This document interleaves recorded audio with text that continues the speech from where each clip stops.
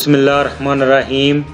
अस्सलाम वालेकुम दोस्तों, आज की वीडियो में मैं आप लोगों को बताऊंगा कि एक ख़बर जो है वो सोशल मीडिया पर काफ़ी ज़्यादा गर्दिश कर रही है कि सऊदी जवाज़ात की तरफ से, सऊदी हुकूमत की तरफ से टाइम दिया गया है कि जो गैर मुल्की सऊदी अरेबिया में इल्लीगल तरीके से रह रहे हैं, यानी जिनके इकामे एक्सपायर हैं, काफ़ी देर से उन्होंने बनाए नहीं, या जिन लोगों को हरूप हुआ है और वह अपने मसद से या अपनी कंपनी से भागे हुए हैं, या किसी भी तरीके से कोई आदमी अगर इल्लीगल है तो वो अपने मुल्क जा सकता है।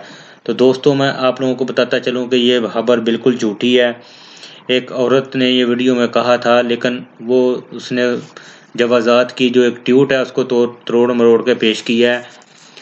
ये ऐसी कोई भी खबर नहीं है, ना इससे रिलेटेड जवाज़ात की तरफ से कोई बयान जारी किया गया है। क्योंकि आप लोगों को अगर पता हो, आज से 3 साल पहले जब जवाज़ात ने टाइम दिया था तो बाकायदा तौर पे उन्होंने प्रेस कॉन्फ्रेंस करके बताया था कि हम 3 महीने का टाइम दे रहे हैं, जिसको बाद में बढ़ाया भी गया था।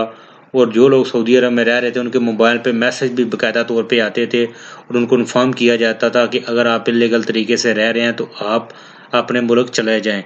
तो दोस्तों, इस हवाले से जवाज़ात ने अब फिर मज़ीद वजाहत की है कि वो आदमी जो खरूज पर जाना चाहता है उसका तरीक़ाकार यही है कि अगर उसका वीज़ा बाकी है, यानी आपका इकामा अभी बाकी है, तो आप खरूज पर जाएंगे तो आप वापस आ सकते हैं। उसके बावजूद अगर आप इल्लीगल तरीके से रह रहे हैं और आप तरहील के ज़रिए जा रहे हैं तो फिर आपके ऊपर वही पाबंदियाँ लागू होंगी। यानी जो आज से 3 साल पहले कानून में कहा गया था कि अगर उस टाइम में जो आदमी गए थे वो वापस आ गए थे, लेकिन अब इस तरह की कोई भी छूट नहीं दी गई।